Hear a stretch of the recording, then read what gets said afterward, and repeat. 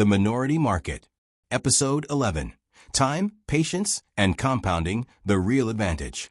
Most people believe the stock market rewards intelligence, speed, or boldness. This belief pushes them to act quickly, trade frequently, and chase short-term results. What they fail to realize is that the market's greatest advantage is not knowledge or prediction, but time. Time, combined with patience, is the most powerful and misunderstood force in markets. Compounding works silently, slowly, and relentlessly, but only for those who allow it to. Beginners usually underestimate time and overestimate skill. They believe that if they learn enough or act decisively, results should appear quickly. When they don't, frustration sets in. This frustration leads to impatience, overtrading, and rule-breaking.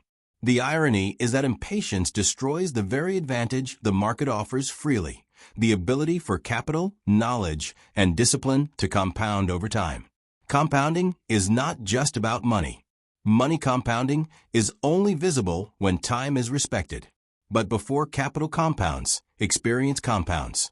Discipline compounds. Emotional control compounds. Each mistake analyzed, each rule followed, and each impulsive action resisted adds up quietly. The majority abandons the process before these invisible gains become visible. Patience is uncomfortable because it goes against human wiring. Humans seek immediate feedback and reward. Markets delay feedback. You can make the right decision and still lose money. You can make the wrong decision and still make money. This delayed and inconsistent feedback confuses beginners. They mistake short-term outcomes for long-term ability and abandon patience prematurely. Time also exposes behavior. Over a short period, luck dominates. Over a long period, behavior dominates. This is why compounding favors the disciplined. You cannot fake discipline over years. Emotional reactions eventually surface. The minority understands this and focuses on building habits that can survive long periods, not chasing short bursts of success. Another misunderstanding is believing compounding requires constant action. In reality, excessive activity often works against compounding. Frequent trading increases costs, mistakes, and emotional fatigue. Compounding benefits from inactivity as much as activity. Knowing when not to act is as important as knowing when to act. Markets move in cycles, not straight lines. There are periods of opportunity and periods of stagnation. Beginners expect constant excitement. When markets slow down, they force trades. This erodes capital and confidence. The minority aligns patience with market rhythm. They wait during dull phases and act during favorable conditions. Time also smooths uncertainty. Individual decisions are uncertain. Over many decisions, probabilities express themselves.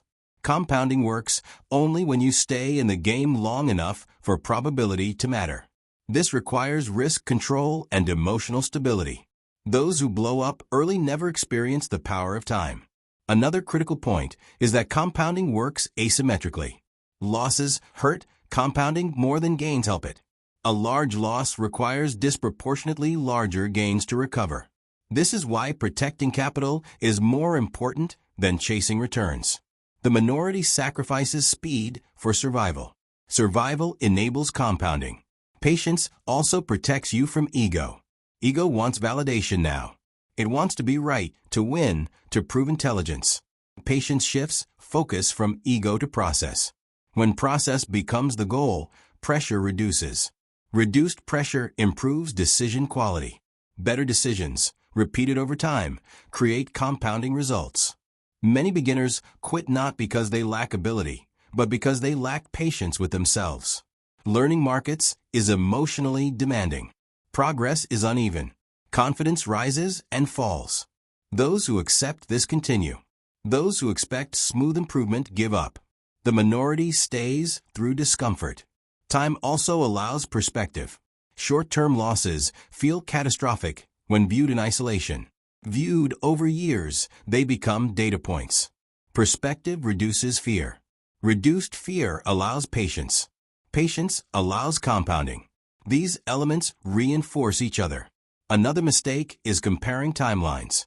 Social media showcases rapid success stories without context. This distorts expectations. Everyone's timeline is different. Compounding does not follow social media schedules. The minority avoids comparison and focuses on personal progress. Patience is not passive. It is active restraint. It requires awareness, discipline, and trust in process. Waiting without understanding is frustration. Waiting with understanding is confidence. The minority cultivates the second. A simple exercise is to shift focus from daily outcomes to quarterly or yearly reviews. Ask whether rules were followed, risk was controlled, and emotions were managed. This longer lens aligns behavior with compounding. Another exercise is imagining future regret. Ask yourself whether today's impulsive decision will matter positively 5 years from now. This question slows thinking and strengthens patience. The market does not reward those who try hardest in the shortest time. It rewards those who endure, adapt, and stay consistent over long periods. Time is not neutral. It favors the prepared and punishes the impatient. As you move forward, remember this. Speed feels productive, but patience is powerful. Action feels rewarding, but restraint is profitable. Compounding is not dramatic, but it is decisive. The minority accepts boredom, uncertainty, and slow progress because they understand the trade-off. Short-term excitement is exchanged for long-term advantage. This choice is what separates those who survive from those who quit. Time will pass whether you use it wisely or not. Markets will move whether you are prepared or not. The only question is whether you allow time and patience to work in your favor. Compounding is not a secret strategy. It is the natural result of discipline applied consistently over time. Respect time. Practice patience. Protect capital. Let compounding do the rest. This is the real advantage, and only the minority is willing to wait for it.